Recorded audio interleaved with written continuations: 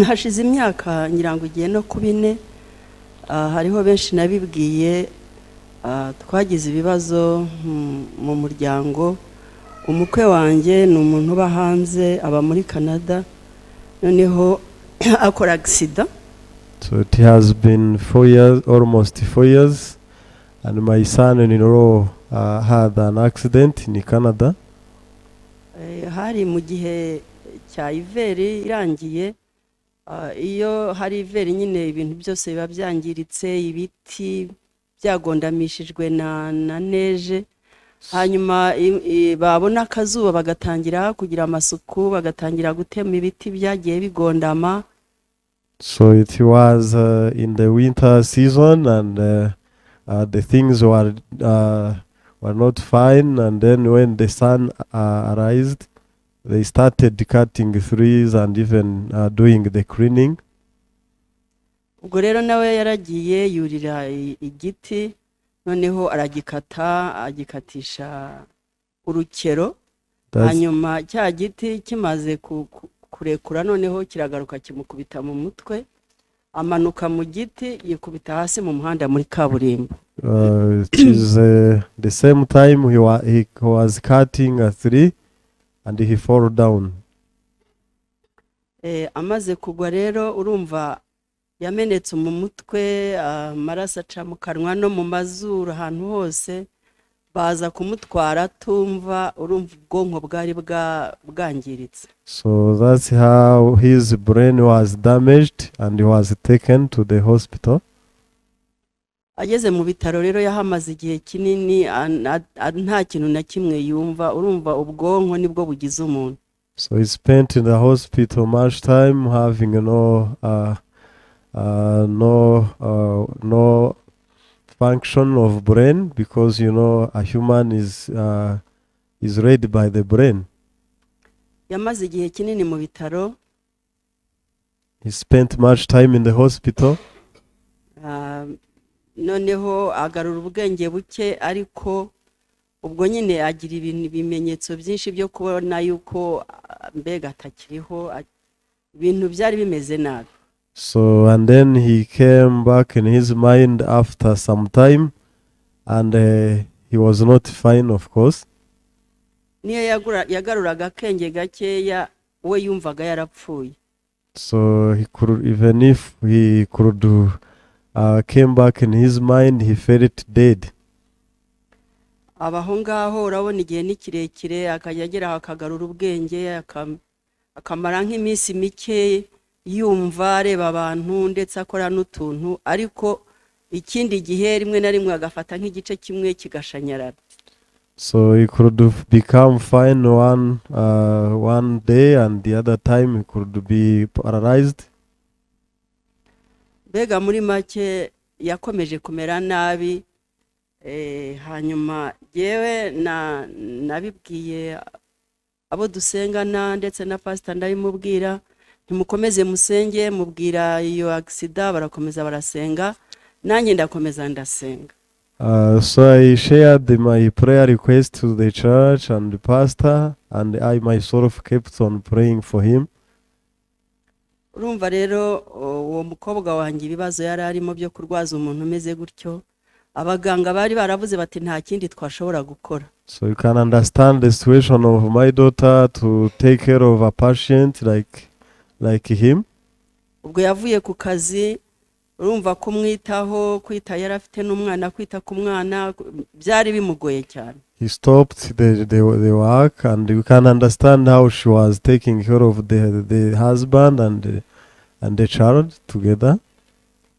Hanyuma rero nyine yewe nagize umutwaro wo guhora musengera buri munsi, uko nsenze nkamusengera, uko nsenze nkamusengera, nkavuga ngo Mana wumva amasengesho, ugomba yitwa Mike, ugomba gukiza Mike. So I kept on praying for him, saying, God, you have to heal Mike. Ku cyumweru gishize rero murazi ko iyo ukwezi gushize icyumweru cya mbere tugira icyumweru cy'amasengesho. So as you know, the first week we have a prayer meeting. rero twavuze ku kintu cyo gusenga kuko kenshi iyo dusenga dusengera kiriya kibanza cyacu tugasenga ngo Imana iduhe ibyangombwa kugira ngo tubashe kucyubaka. So the prayer of ours always to pray for the permit of the construction of our land.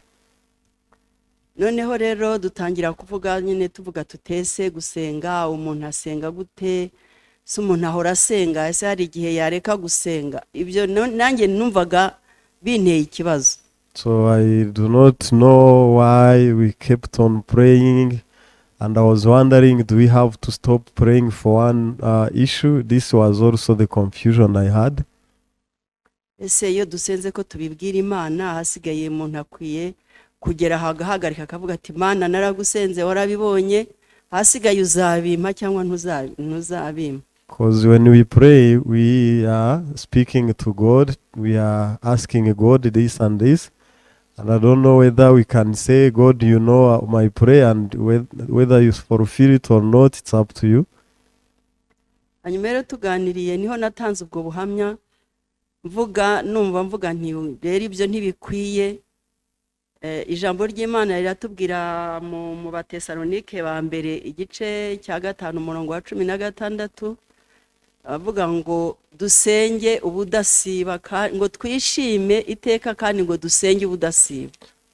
So in the book of First Thessalonians says we pray unceasingly and we always live in joy.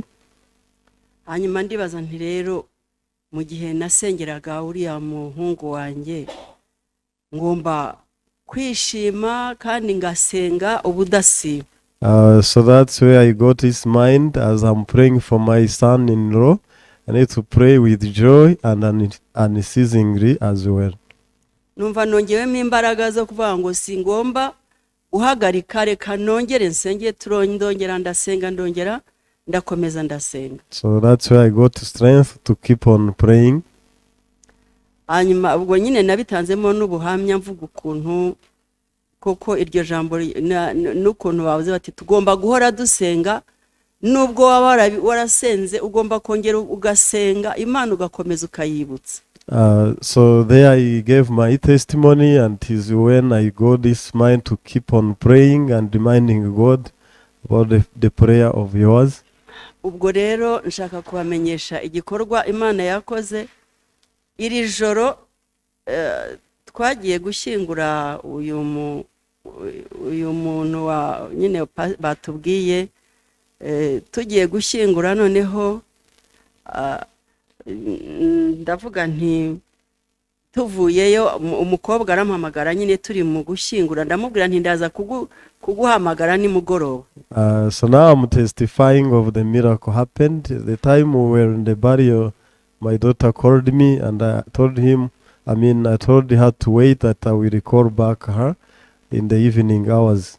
Bigeze nijoro rero ndamuhamagara, none ikintu yambwiye ati mama, ati wishime unezerwe, ati Mike yarakize. So in the night I called her, then she said, first, mom, you need to be joyful because Mike have been healed completely. Nawe arambwira ati rero ati nubuhamya bukomeye, ati kubona ukuntu ameze neza, ubu yarazi ko yapfuye ariko ubu yamaze kumenya gukora ibintu, yagaruye ubwenge. Ati none rero ati sinabivuga byose kuko yatangiye kumpa ubuhamya bw'ukuntu nawe yaje gukomeza gusenga. Nuko noneho rero ubwo ndavuga nti rwose ibyo bintu nzabitangamo ubuhamya, ni kuko bihuje n'ukuntu iby'amasengesho twabivuze kandi nawe n'ukuntu wasenze. Ubwo icyo nashakaga rero gushima Imana nuko kuntu nyine arambwira ati rimwe na rimwe hari n'ubundi yajyaga agarura ubwenge, ati ariko ngacika intege nkavuga ngo n'ubundi azongera asubire, atari ku bungubu nabyemeje yuko yakize. So she briefly told me that she confirmed that Mike was healed, because he used to be healed and later he went back to death, but nowadays he is very fine. Rero ndashima Imana, twebwe Imana irabizi ukuntu kwizera kwacu ni gukeya, Yesu yaravuze ati wagira ukwizera kungana n'akabuto ka sinapi yabwira umusozi ngo ugende utabwe mu nyanja, ariko ukwizera kwacu iminsi yose nyine kuba gucya, ariko ndashima Imana yuko muri uko kwizera kwacu gucya Imana iradukorera. So you know, we are weak, our faith is little, but however God works for us. Ndeke gufata umwanya munini. Yesu abaho umugisha. May God bless you.